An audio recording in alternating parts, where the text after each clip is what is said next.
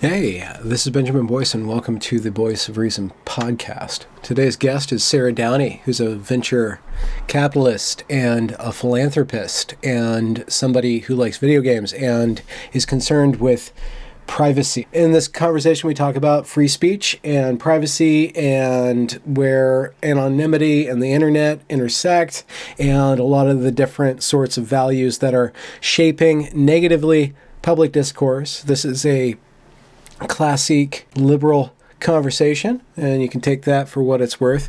Sarah and I have a good rapport, and had we been living in the same state, I'm sure we would have had some sort of lawn party by now, COVID willing. I will now let you guys listen to myself and Sarah Downey. Podcast? Wait, Yeah, wait, hold on. Yeah. Why would I cut that out of the recording? Here's why. I'm sorry to hear that. Yeah, that was not good. But that was important because that catapulted my interest in privacy because I lived it. I didn't just read about it or respond to a job ad. You know, it was super important for my own protection, but then it became more important because it was about free speech. Because I think those two are completely linked, and you can't really separate them. All right. Kitty. Oh, do you ever have like the thing where you pet your cat while they're sleeping and they go, meh? Like every time I pet him while he's asleep, he goes, eh. My cat goes, if I put my head on her head. Yeah. So, okay, privacy, free speech, accountability. Can you have, because there's anonymity is different than privacy then. Yes. There's related ideas there, but yes. Okay. Yeah. So, I mean, I would say that true anonymity is really hard to achieve just because of where we are technologically. Like everything that you do, there's like a visible, obvious layer of, okay, let's say what you're tweeting, what you're liking, who you're following. Everybody knows about that. But then there's this metadata layer under the surface that is painting this extremely clear digital picture of you, even if you yourself can't see it. And this is what empowers ads and tracking and ad targeting and like these user persona profiles that are used to send you products and things. So there are some benefits, but there are also drawbacks. And, true anonymity is pretty much impossible with that metadata layer going on. You can have pseudonymity, which is what you see a lot of people doing, especially on Twitter, and that's why your typical troll is pseudonymous. But if you really wanted to unmask them, let's say they were doing true hate speech, not just speech that somebody doesn't like, but true hate speech, like sending a death threat or a bomb threat or something. Twitter has the capacity on the back end to identify who these people are. They have IP addresses, that kind of stuff. Okay. But I think generally, privacy is it's kind of an umbrella that contains all of these concepts.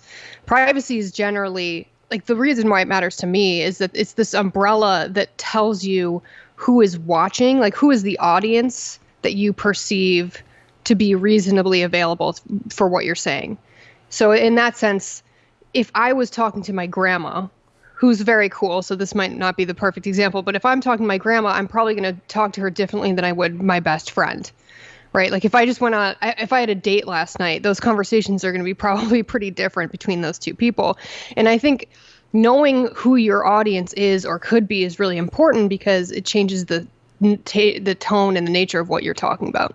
Okay. And so that is important because if that audience could be potentially the whole world and that context is taken out and removed from right under you, then you're going to self-censor.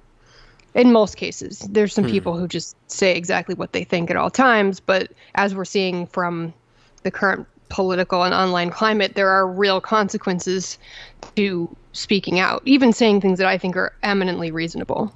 Such as what?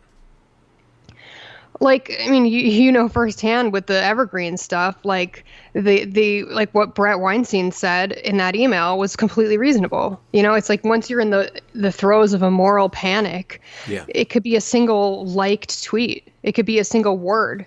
You know, Okay. it often doesn't line up to logic. So, well, that's a couple of different, there's a lot of different layers in that. If we're talking about social censorship or self-censorship because of what society might claim you've done or claim you believe, or take your beliefs and put them suddenly into this ever-expanding bigotry box where they can, do whatever they want to you because they put you in that position.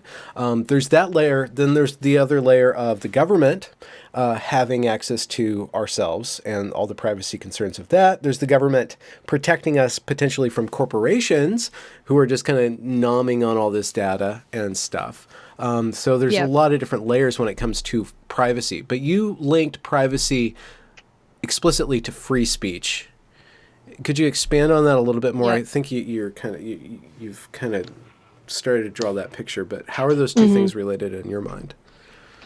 So there's speech as a value and speech as a right. And I think I'm conflating these two things kind of on purpose, right? Because I keep using the Twitter example, and that's just because I happen to be active on Twitter and I have been for a long time. But Twitter is a private company, so they're allowed to cancel your account, do whatever they want, boot you from the service, because you don't have a constitutional right to use Twitter. Yeah. So if they censor people, those people often complain about there's a First Amendment issue here. And really the only First Amendment issue I've seen come up with Twitter is them censoring President Trump, because as a public official, there are different laws in play when it comes to his statements. But generally, private companies can kind of do whatever they want, and you're assuming the risk by being on the platform. It might suck and it might be unfair, but it's different than, the government, like with Jordan Peterson and the issue of should the government mandate that you must use trans people's pronouns or not. And again, he said, okay, I will absolutely use pronouns if they ask me to, but that's an agreement between two individuals. That's just kind of the right thing to do. But it's not mandated speech coming from the government. So that was not related to privacy, but that's the distinction between those two things. So the way that I see privacy affecting free speech the most in real life is the more cancellations there are, the more negative consequences that we see from our online behavior, the less people are likely to be themselves. And the less they're likely to be curious, to actually look into topics, because learning takes risk and speaking up takes risk. And we now have an environment, I'm worried that we have an environment where the risks of digging in intellectually or putting out a statement that you might agree with now but might not later are so high that everything is becoming kind of boring and not authentic. Or there's, we could talk about the whole silent majority thing, but I really worry that that's the net effect of all of this cancel culture is a self-censorship regime. Yeah. One thing that I've been watching for a few months now is the J.K. Rowling dust up that keeps on, it's turning into a sandstorm. It just keeps on getting bigger and bigger, it seems, which is really fascinating on a number of different levels. But I admire her. I don't think I agree with her politically, or I probably don't agree with her in a lot of different ways, but I don't see any of the things that the people who hate her or are scared to death of her, quote unquote, see when they accuse her of being transphobic. She's speaking to the rights of women, and those rights conflict with trans rights in certain people's estimation. And the way that conversation's going and heading, where you have the elites getting on the side of the trans rights activists, but the trans rights activists are acting so phenomenally horrible by sending her constant death threats, by posting porn, attaching pornography of themselves, or let's just say pictures of their genitals to, posts about children, that it might be the case that they're going too far. That might be the case. I think it definitely is the case that they're going too far. And I agree with you. I'm a fan of the Harry Potter books. Like, I've done some Harry Potter cosplay. I play Wizards Unite. If anybody wants to friend me in there, I'll send you spells. Is that potion like a gifts. LARPing? It's like the Hearthstone thing. It's like the Harry Potter version of Pokemon Go. Okay. Which is not as popular, but I have a group of friends. We go to fortresses and we do wizarding challenges. So I'm kind of a big deal. I'm a magic zoologist. I'm level 40. So I love all of her intellectual property. And I didn't pay attention to her Twitter stream before this. But, like everybody else, you exist in the world and you start to get this memo that J.K. Rowling is a horrible transphobic bigot. And so I decided to look into this. And the series of tweets leading up to it, I found completely reasonable. And so then when she came out with her big blog post to defend herself, I read the whole blog post and I had the same feeling at the end that I did at the beginning, which is I don't understand this. The reaction is out of proportion with what she said. I don't think according to my own understanding of trans people and from many trans people who I've heard talk about this, J.K. Rowling didn't say anything transphobic. She didn't say anything unreasonable at all. And in fact, most of the trans activists that I know don't agree with her. I mean, don't disagree with her. So like, to put that again, there's a very, very, very small, very radical group of trans activists way out to one side who are monopolizing this conversation.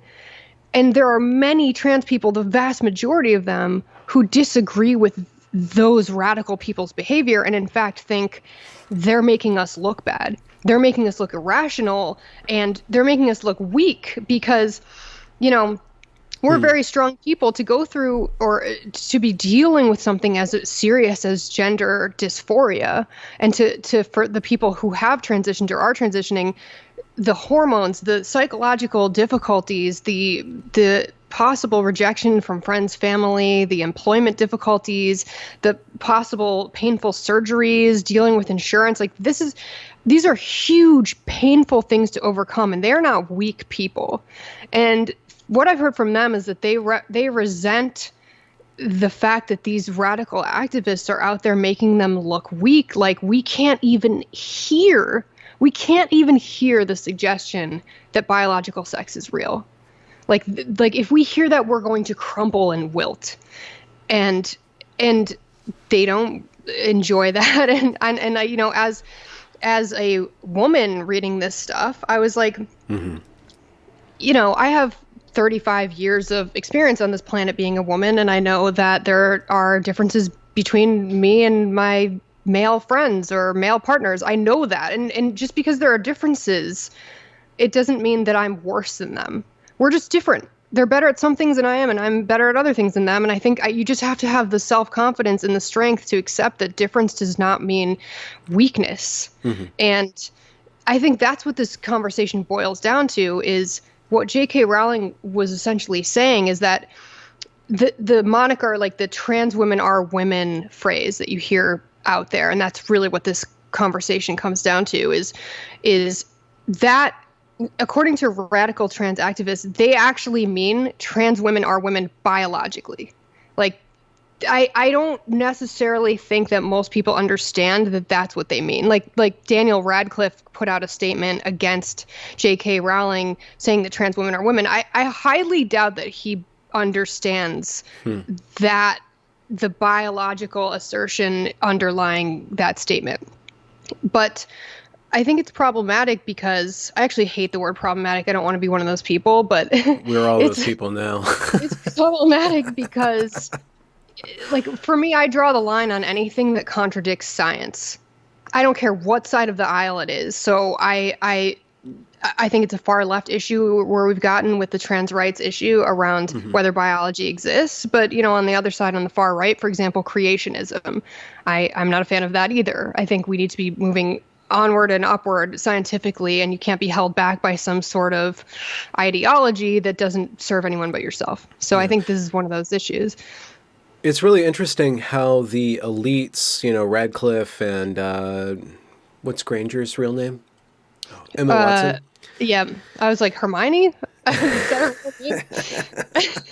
And and then a bunch of elites at least in Hollywood are on the side of the trans radicals, because it seems to be the case that the conversation with regards to rights is that you do not actually question the minority. The minority's assertions are actually probably, if you just do the math, they're probably the progressive, side of the coin. If you get on board with what the radicals are saying, because eventually they might be a little crazy, but they're going in the right direction. So it just seems like an interesting self-fulfilling or self-reinforcing loop of sorts, where the establishment and then these radicals are on the same side, just like with Antifa just demolishing cities, and then the elites complaining about the white supremacist that was on the street corner, like saying, look, the white supremacists are rising while the entire, city is burning. And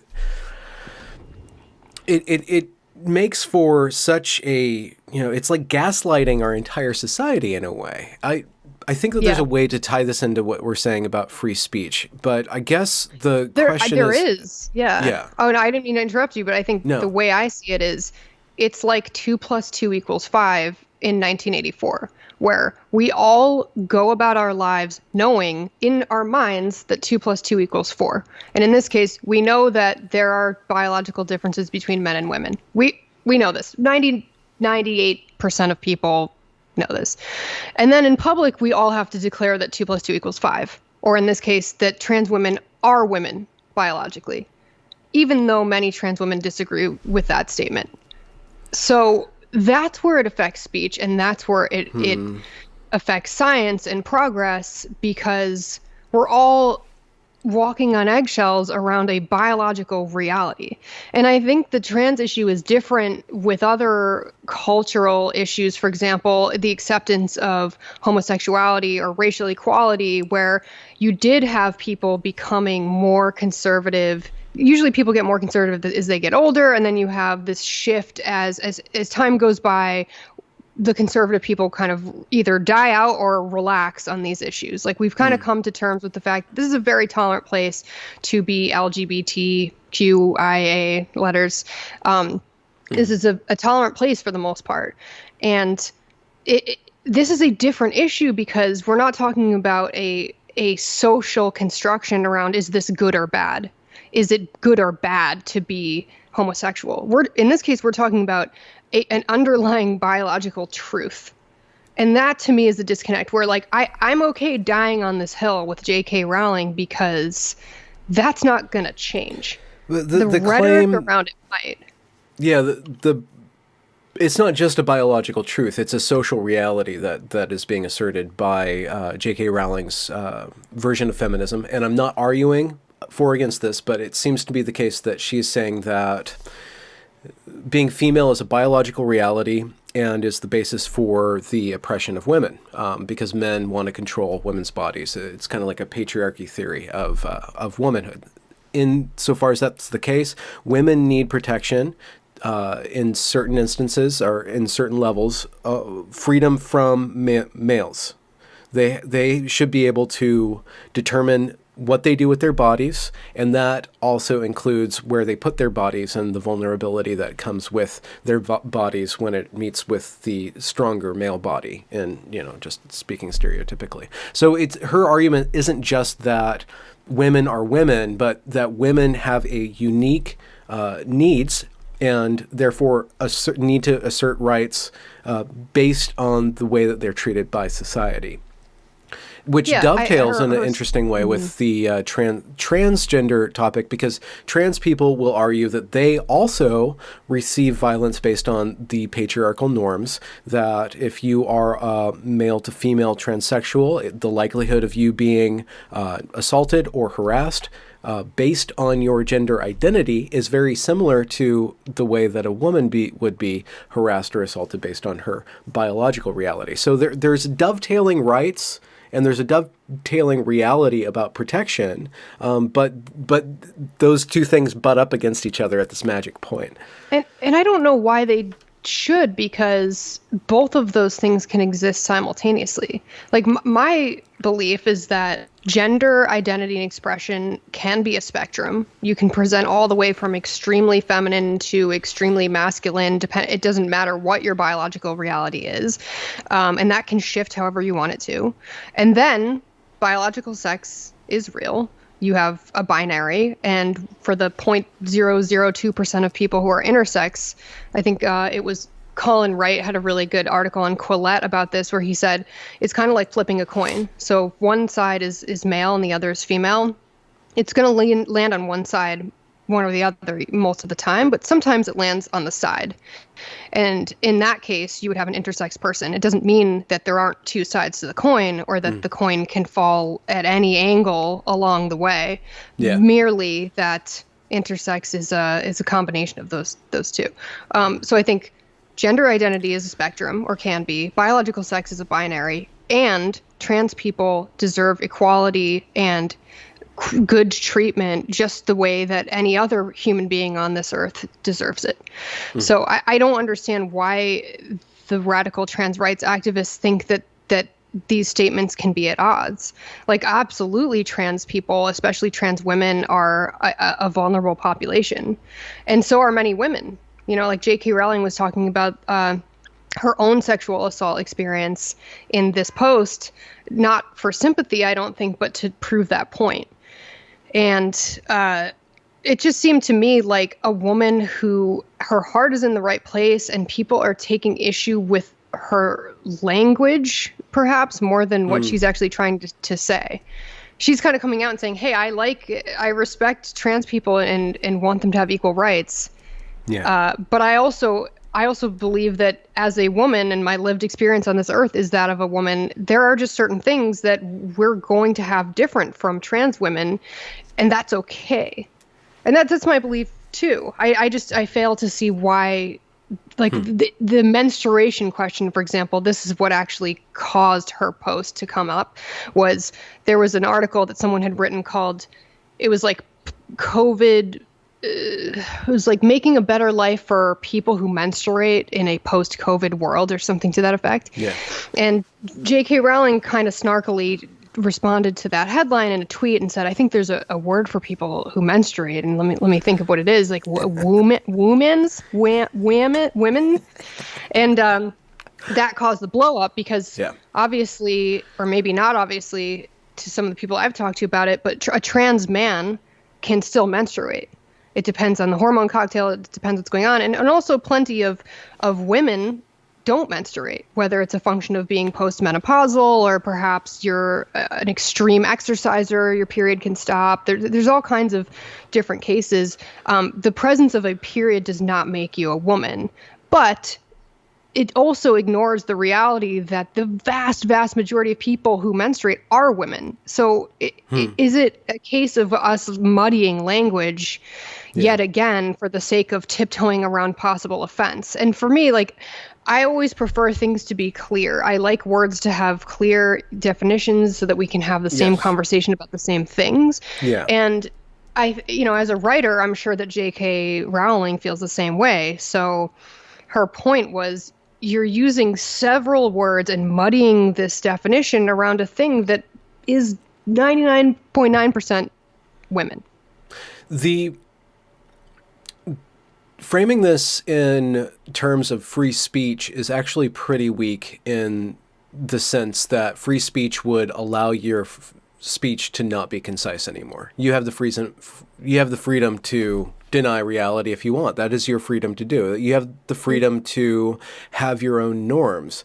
I guess where it butts up against freedom of speech is when those norms are enforced, but society will always have to enforce certain norms. It will always enforce certain norms. So the conversation isn't about freedom so much as the enforcement of a certain set of reality, or certain relationship to reality, or certain normative barrier between us and reality.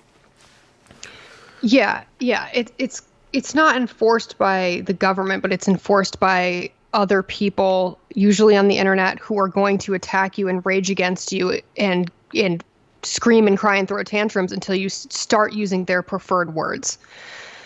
And that's what we're seeing with J.K. Rowling around this.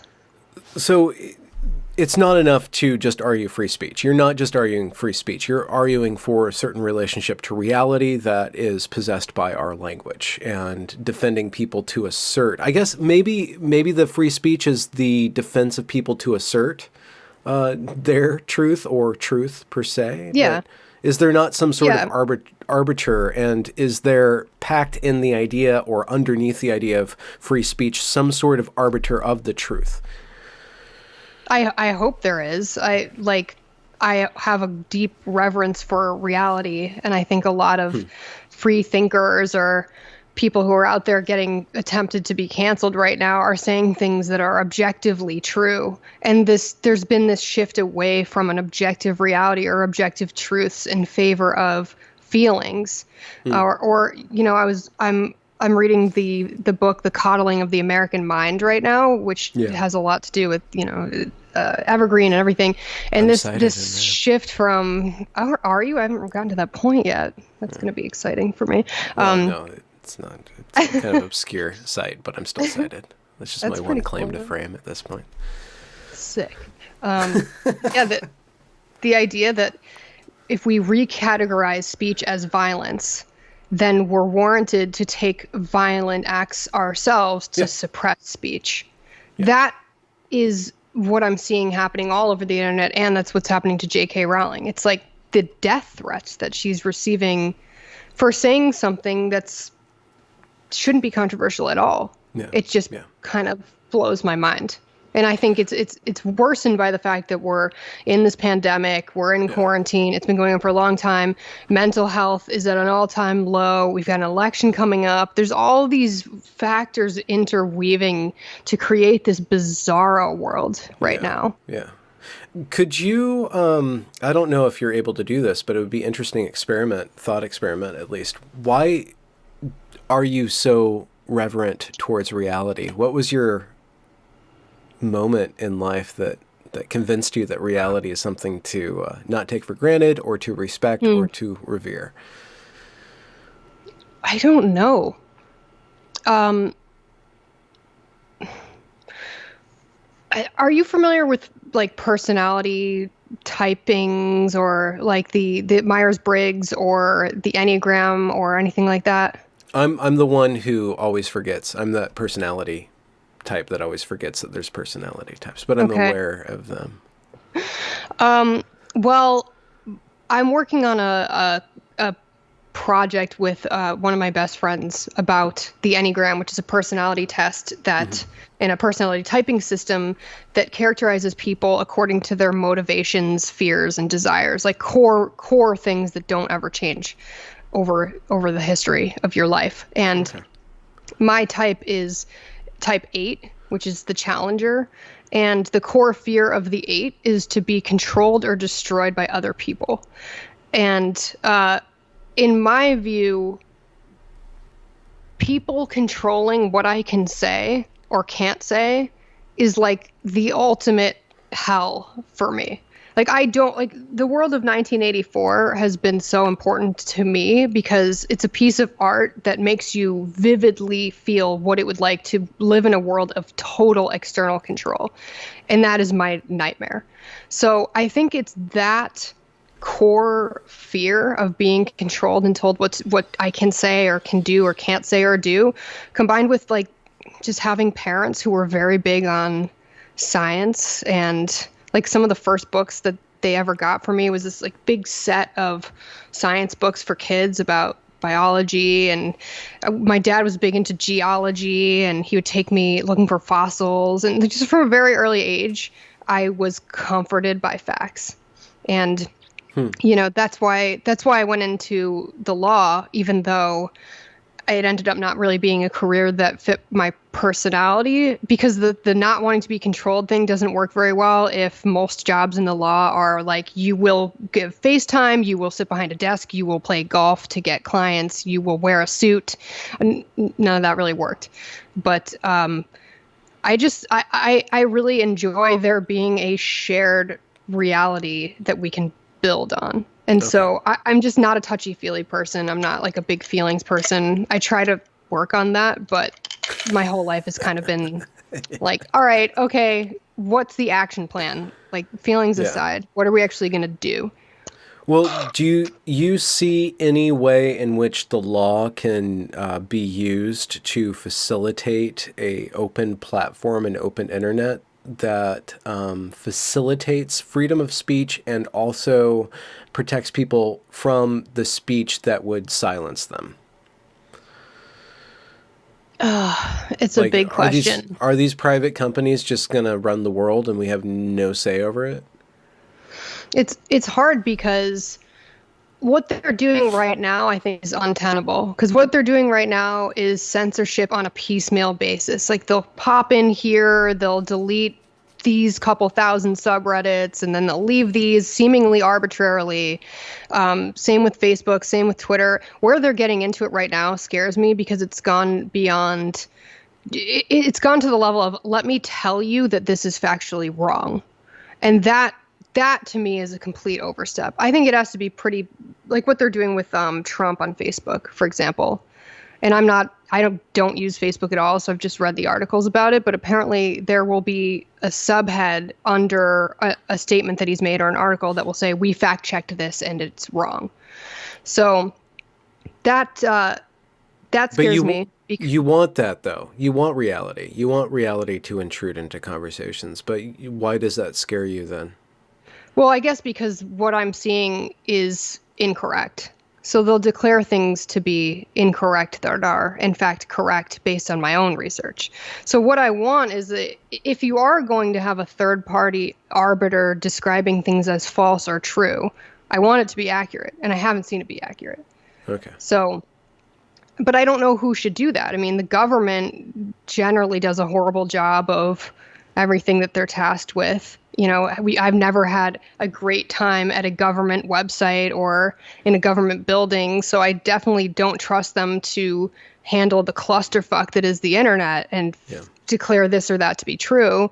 And then again, with big companies like Facebook or Google, like their mandate is not free speech. Their mandate is to their shareholders. So I don't know. I mean, I do think that there's creative or interesting things that could be done to address parts of this. For example, I would like to see employment contracts start to include an out for things that you have said or done online beyond a certain period of time.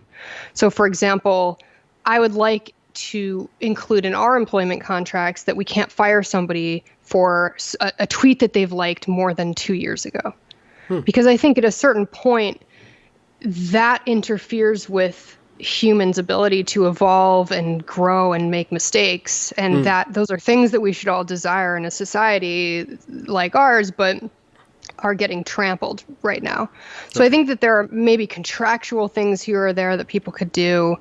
But then again, like if people are sick of the censorship on something like Reddit or Twitter or Facebook, new companies can and will pop up. Like Parler is relatively new and popped up, and we'll see how that experiment goes. But generally, what's good about capitalism and free markets is that you have to have empathy and listen to your customer. And if your customer has a need that's not being solved or is being solved poorly somewhere else, you can attract those customers if you solve that problem. And again, it's tough because no one's really been able to get a handle on like the censorship or content moderation thing online.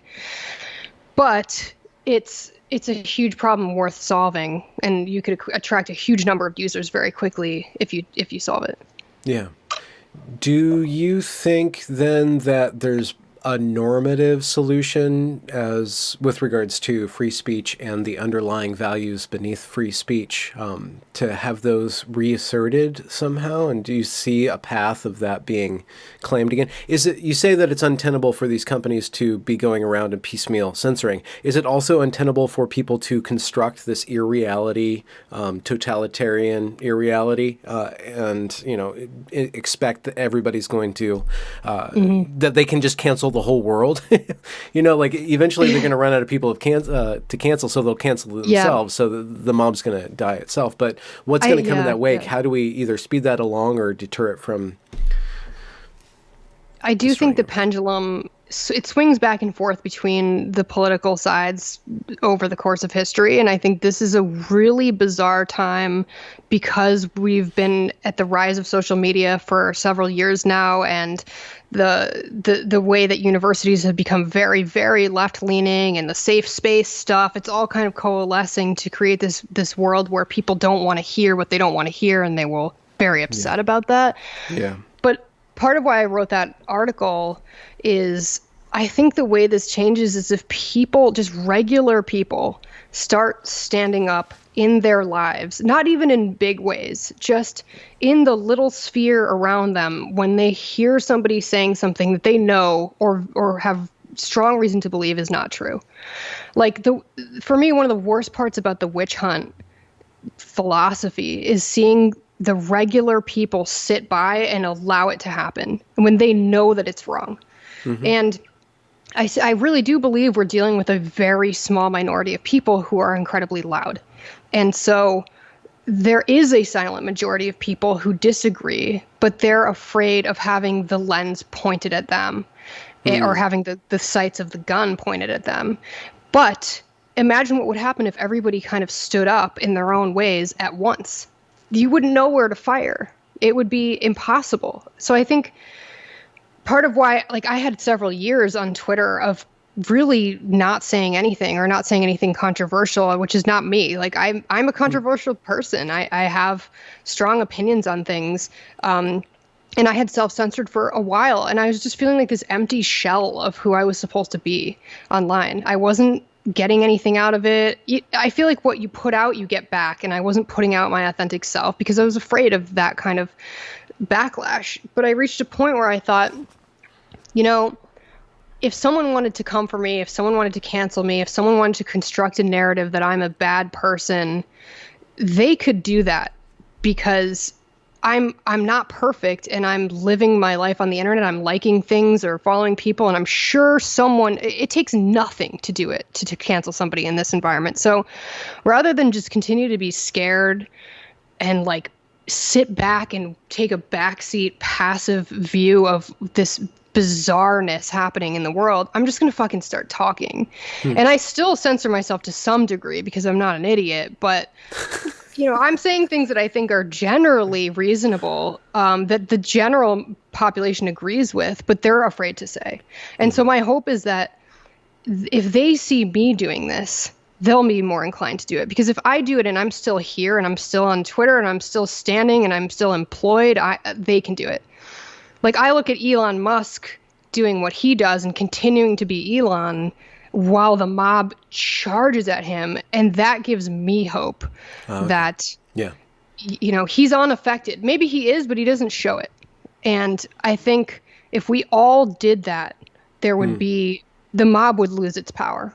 Yeah. So it's either it's that, and it's don't apologize for what you didn't do, or don't apologize for the effect on someone because you know your intent. I think intent matters a lot more than outcome, and we have to get back to that. So I think it's just it's a matter of a lot of people standing up and refusing to kneel for things that they didn't do, and that could turn the tide of this.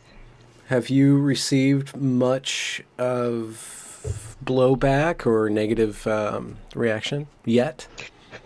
Not yet. Maybe I will after being on here. But no. I'd say I get, for every 200 very positive comments, which are almost entirely in private, I will get 3 negative ones almost entirely in public. Which is kind of the dynamic that I expected, because people are afraid. People are afraid to say even reasonable things in public. So that's generally been the feedback. Although there's been weird stuff. Like I live in Boston, and I had an anonymous email from a woman who is in a group of women at MIT. And she was like, hey, I just want to give you the heads up that there's this group that's talking shit about you, like you're a bigot for putting this article out, and I completely disagree. And here's some screenshots of what they're saying. And I was like, first of all, like, you can say what you want to say, but I just find it cowardly and bizarre that they're not actually talking to me. And it's like, here I am, I'm on Twitter, I'm on Medium, I have my email out there, like anyone can contact me at any point, and yet there's these people I don't even know in my town sitting around scheming about me on Facebook. And they describe me as like an extraordinarily powerful venture capitalist in Boston. And I'm like, guys, I'm not even accredited. Like, I don't even meet the accreditation requirements to be an investor based on my personal income. It's not high enough. Like, I can make investments because I work at a firm, so it's a loophole. But like, I'm pretty much a regular fucking person. Like, it's a bizarre thing. So I would say yes, mostly positive. And it's been great because now that I've put myself out there as a wrong thinker, people see me as a safe person that they can vent to. So I can't tell you how many vent sessions I've had where people are like, can I just tell you what I'm dealing with in my company or in my family or online? And it's like, they're scared. It really is bad. You know, a lot of them are like, I have kids. I can't afford to say something right now and risk getting fired because I'll be blacklisted. Like Boston Tech, especially where I am is a small world. So if you get a reputation for being a racist or a bigot or a transphobe, that's going to follow you.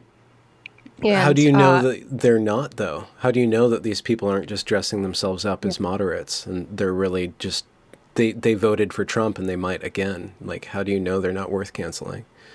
So it's just based on what they're telling me their reaction is to what's going on in the world. Like the belief that biological sex is real.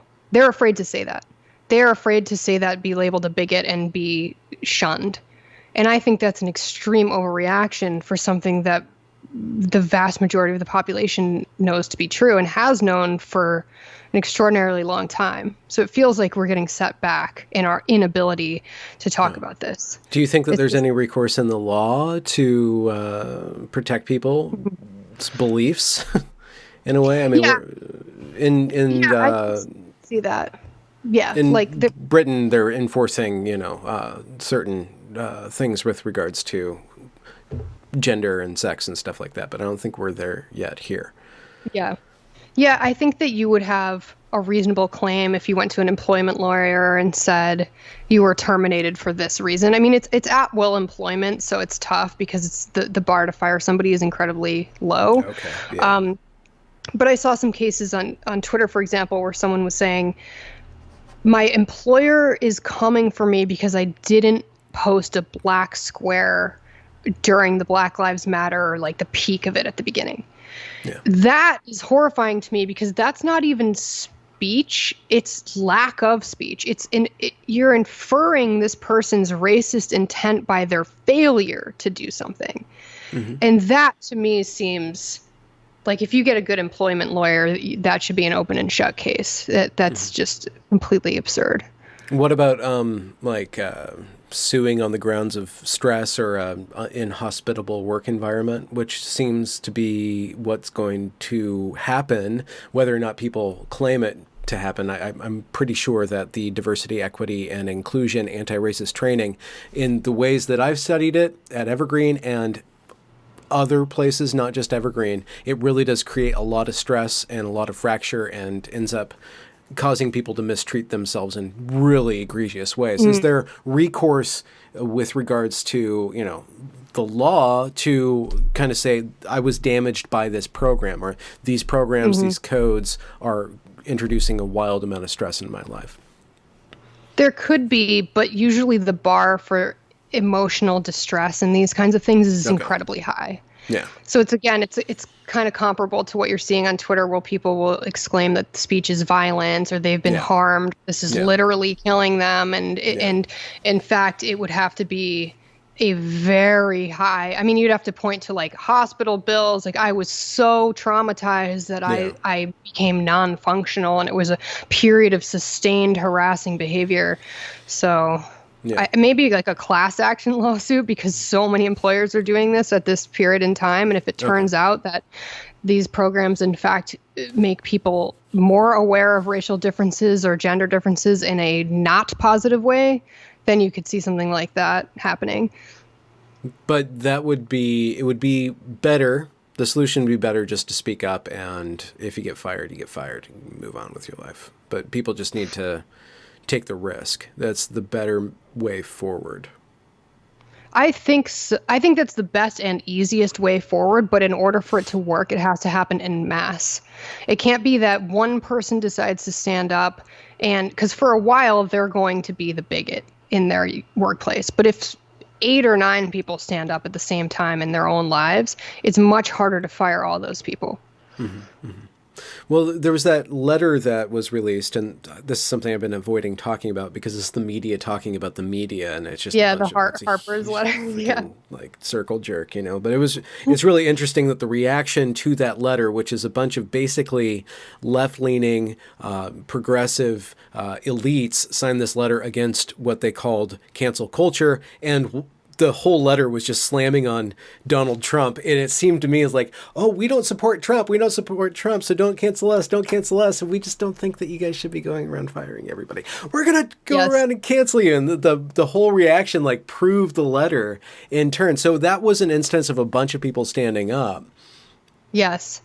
I think that was a good thing because they're going to weather the storm. I mean, there was some blowback. There were some people later who claimed, I didn't know what I was signing, or I didn't know that I was signing it with these people, which of course it's so hypocritical because did you look at what you signed? I mean, the whole point is it's a completely non-controversial statement that we value free and open discussion and speech without fear of recourse. Like everyone, I don't think free speech should be one side shouldn't own that versus another. Like the pendulum swings, so there might be more repression coming from the right or the left at one time, but it doesn't seem like it should be controversial. And then the response showed that we do need this. The response was perfect in many ways because it was so it was just so ironic that the response it was kind of like, hey, free speech is good and cancel culture sucks. And then the response was cancel these people. Yeah. They're elites. Only elites are complaining about being canceled. And it's like, dude, look anywhere online and you'll see regular people like small-time writers, professors, truck drivers, teachers. It's not just J.K. Rowling who's been bullied through her DMs. It's real people. And if you don't know someone who's been canceled yet, you will.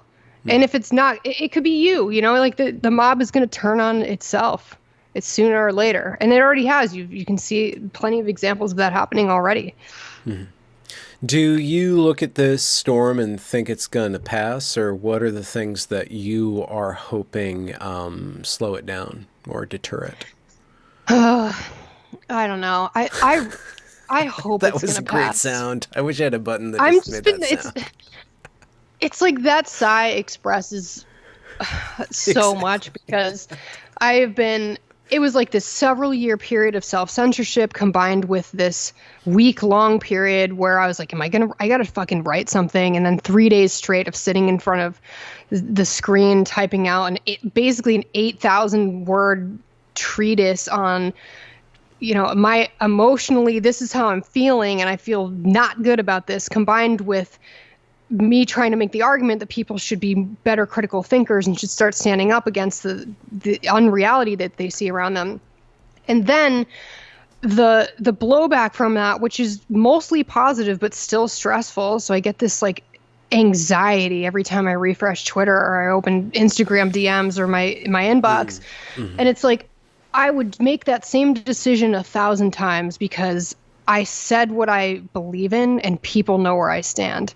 But it's hard. It's hard to go against a very vocal group of people, even if you disagree with them, and then they're the minority. It's like it's like the knife edge is you either sit there silently and watch it pass you by and don't be a participant in your own country's future, or you participate and you risk falling on the pyre. So I'm glad that I did it, but I don't know how this gets resolved. I think, like I said before, I think COVID is a big contributor here, because you've got people at home not working, unemployment is high, fears about finances are high, and then people are living vicariously through the internet. Yeah. So you've got this high depression, high anxiety, and people are letting it all fly online. So it's creating even more of an echo chamber than before. And just even the time involved, like if you're out working, you do not have as much time to sit and be a keyboard warrior. So getting back to work and school or you a monument smasher either for that. Yeah.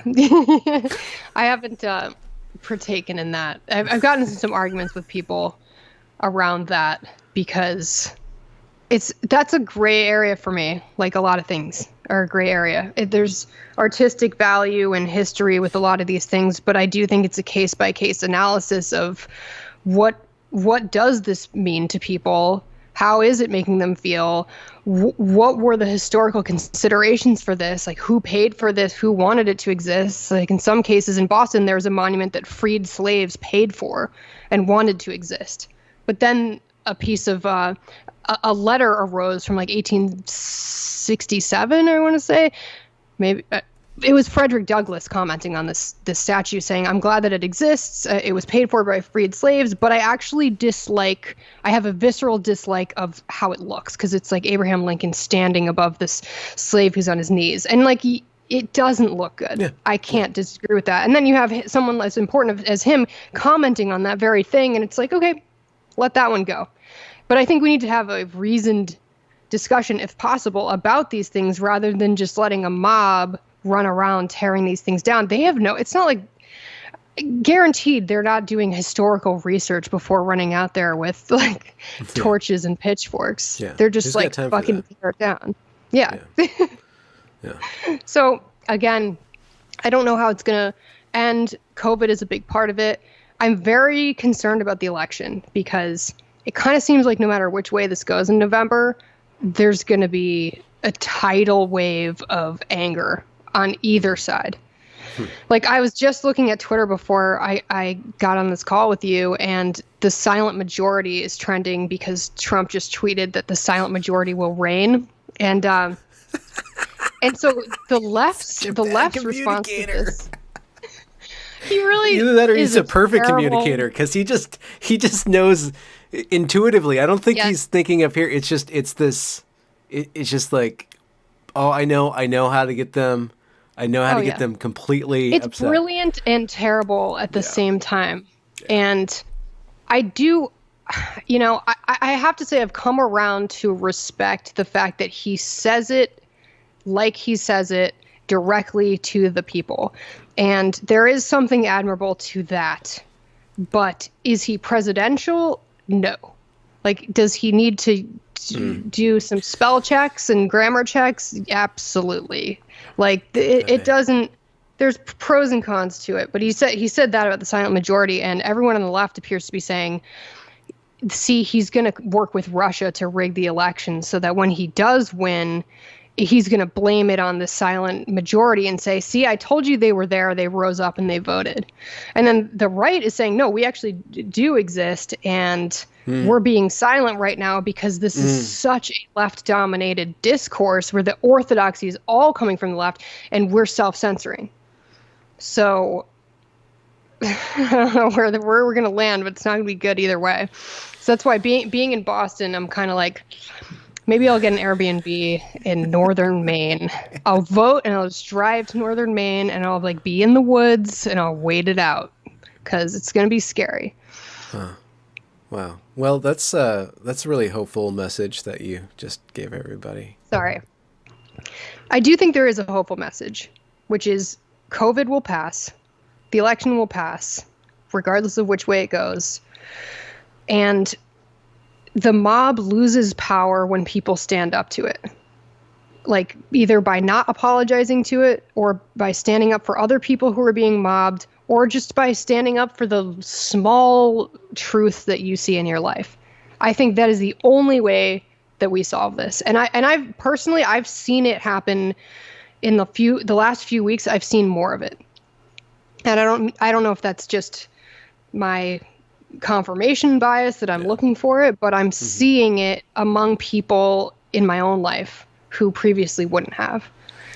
So yeah, I don't think there's any choice. I don't think that there's any choice. I think people are going to be put in such awkward positions that they're just going to just have to say something. I think that it's gotten to a point where they can see that it's not going to stop. The people that are pushing this stuff are not going to be satisfied with anything. They're going to keep on going. So just like the cost analysis on that is that you kind of have to. So what are you going to stand up for next?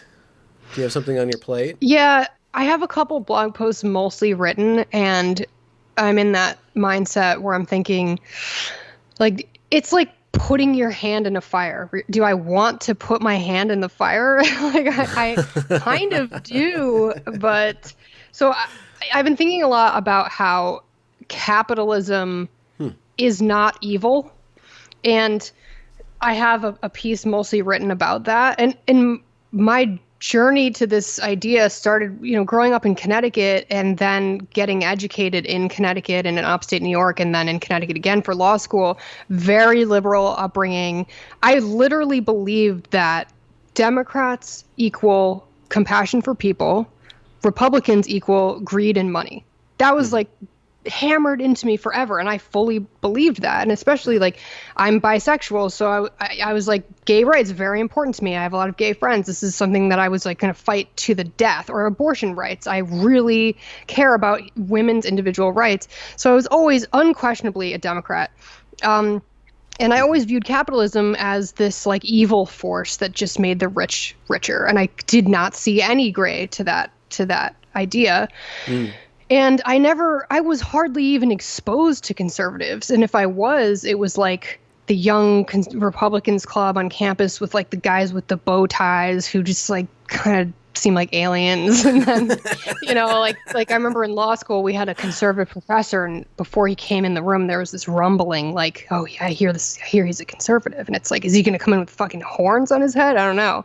And he ended up being my favorite professor. So like, I started seeing things that didn't add up with reality, over the course of my education, or, what I'd heard about Jordan Peterson, for example, is an alt-right crazy person. And then reality did not add up with that assertion. And I read 12 Rules for Life, and it was amazing. And it's all about like just taking ownership of your own shit. And that really resonated with me. And then I ended up working in startups, not even really knowing much about startups, but literally found my first job on Craigslist in the legal services section in Boston. I was like $90,000 in debt. I was like, fuck it. I got to do something. And through working in startups and then eventually investing in startups, which is what I do now, I saw firsthand how capitalism is the answer to a lot of these inequalities that I see around me. Like, for example, on a very removed basis, right, high level, what we do as investors is we invest in founders, many of whom are not personally wealthy, many of whom this is their first company. They're like putting their company on their personal credit cards, their house, second mortgages, et cetera. They're taking a huge risk to build a product that they believe so much in. And it will not work if they are not solving a core problem for a larger, important group of people. So you have to have empathy to build a product that's going to solve these problems. And then if you do, the whole pie grows for everyone. So we get our money back. They become wealthy. Every one of the early employees who joined them becomes wealthy. Every single person who was there, who has equity in that company, their life is now changed.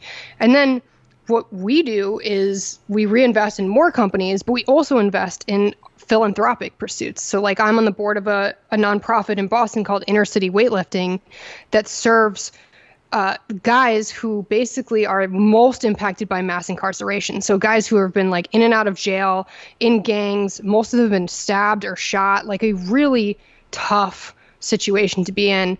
And ICW teaches them to become personal trainers and then helps bring in paid clients. So their income goes from like 10K annually to 60K sometimes or more, and they can get other jobs in other industries. Yeah. And it's like, it's a perfect example of like capitalism at work, because through my job as an investor, I can contribute to them. And then they are providing their students with a meaningful vocation that allows them economic mobility that they can then use to get out of these unsafe neighborhoods and environments. And every boat kind of rises with that tide. Yeah. So like I went on this full journey of thinking very black and white about both the political parties and about capitalism, that capitalism only belonged to Republicans and it was inherently greedy, to seeing how much good it can do for so many people who are associated with it. And I'm not saying that it's perfect, right? But in my own experience, I've only seen people rise because of the hard work that entrepreneurs are doing. Like, I think the new American dream is entrepreneurship. It used to be you work in a job forever and you're loyal and you get a paycheck and it's straightforward. Yeah. That's no longer. You now have to have ownership and you have to take ownership of yourself. But I've seen it happen for so many people. Their lives have been completely changed, that I am a true believer. Well, going back to the Enneagram, what kind of personality traits does it require to be an entrepreneur?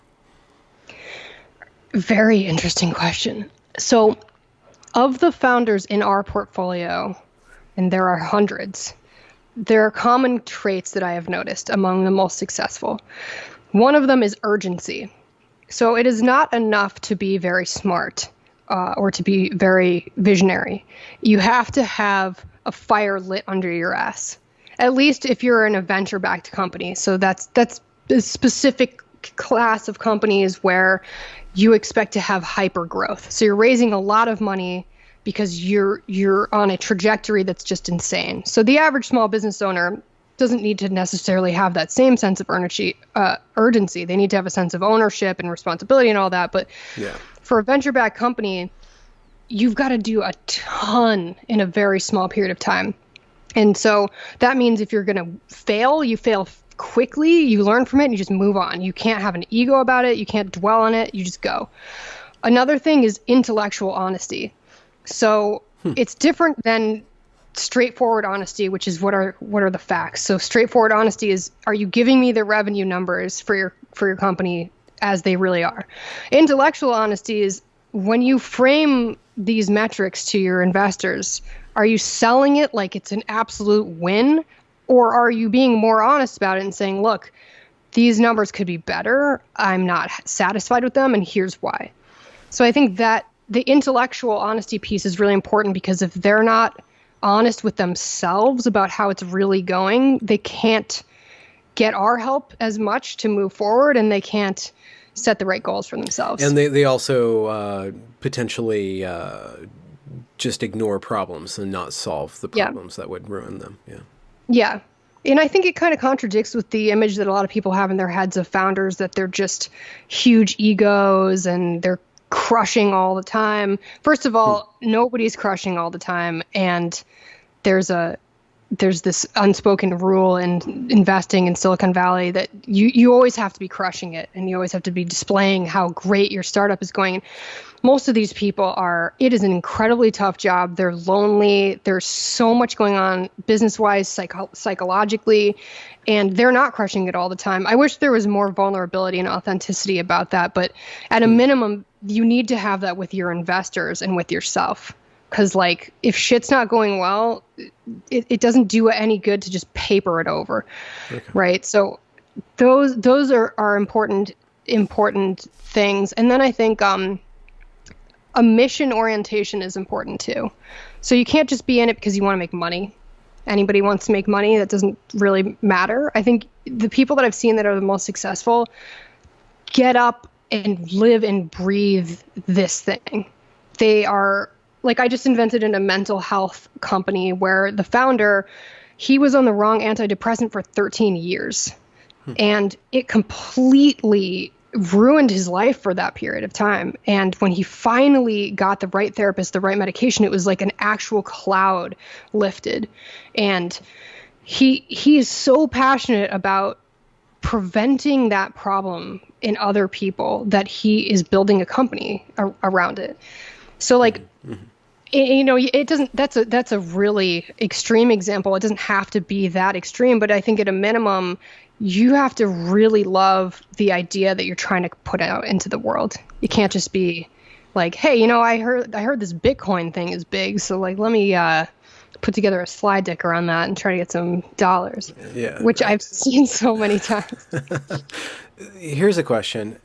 It seems that people who are naturally left-leaning, compassionate people, it seems that the Democratic platform, in a certain respect, or at least the far left, the further left you get, the more this is the case, that they want philanthropy in the world, but they want the government handling that. And it seems like you could win a lot of people to your philosophy if you could show that capitalism actually has the capacity to be more caring, but people have a vision of capitalism in their head that philanthropy it's not a central tenet. So how do you build in, how do you promote philanthropy within a capitalist society so that it actually is streamlining those problem solutions that the government is being foisted upon, to the great detriment to everybody because they're shitty at doing this, of solving societal ills? Do you think it's tenable for capitalism to do that work instead of the government? And how would you facilitate that happening? So in addition to the tax breaks that you get, which are nice for philanthropic pursuits, like what I'm seeing right now with philanthropy is among VCs especially, is a lot of them have their own sort of pet nonprofits or ideas that they care about and support.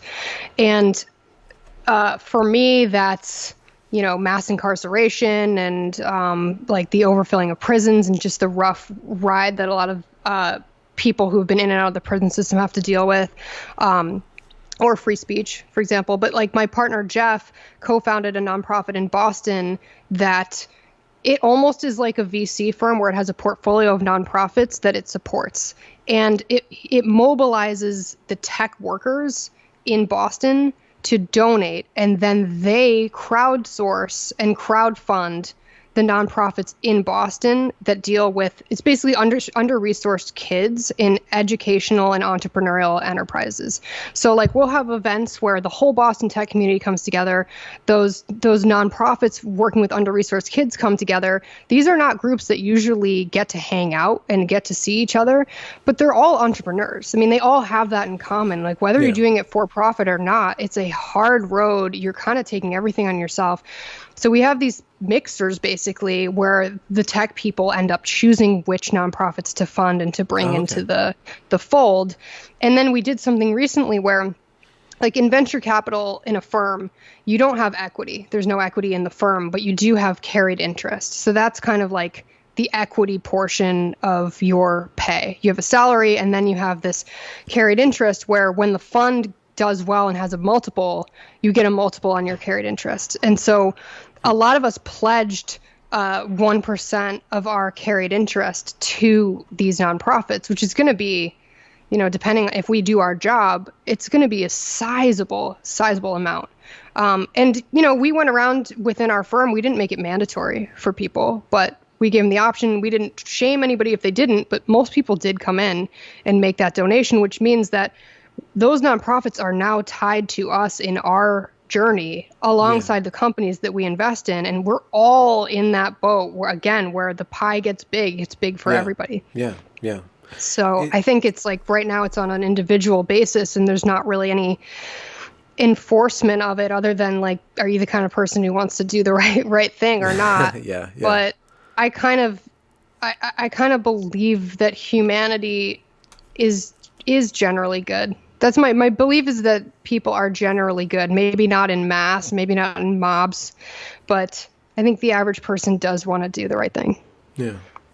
It seems to me to be the case that the best way to support or uplift a marginalized community isn't through governmental assistance. It's to go through, and if education doesn't work, entrepreneurship is something that works. You don't have to be a good student to make a successful business. Those values are actually more universal, I think, than desk job values or values that cause you to be a good person crunching numbers or listing facts, So it seems to be the case that if the right or if the center wants to kind of take the wings out of the sails of the left, is to completely beat them to the punch and say, we're going to make you rich. Or, and reframe the conversation about, why is your community failing? How do you enrich the community, in this way, I totally agree. I think America is a country of entrepreneurs. I mean, like, we are risk takers. Like, a lot of people in America are comfortable trying things and failing. And it's never been better timing to found a company, because with the internet, you can do pretty much anything. The costs are so much lower. Every software that you could ever imagine that you would need to start a business has become cheap.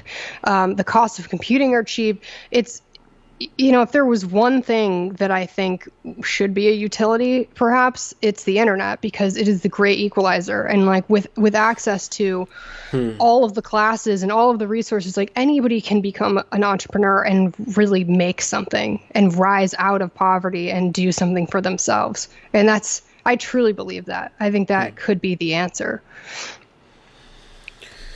Why don't we end it there? Because that's the good note. And I think we're going to go into the dark clouds. If we I know. I've been trying not to go into the clouds, but... Congratulations for reaching the end of the podcast. If you enjoyed this product, consider donating to this channel via paypal.me/Benjamin Boyce, or joining me on Patreon. Also follow me on Twitter at Benjamin A. Boyce. Have a good night.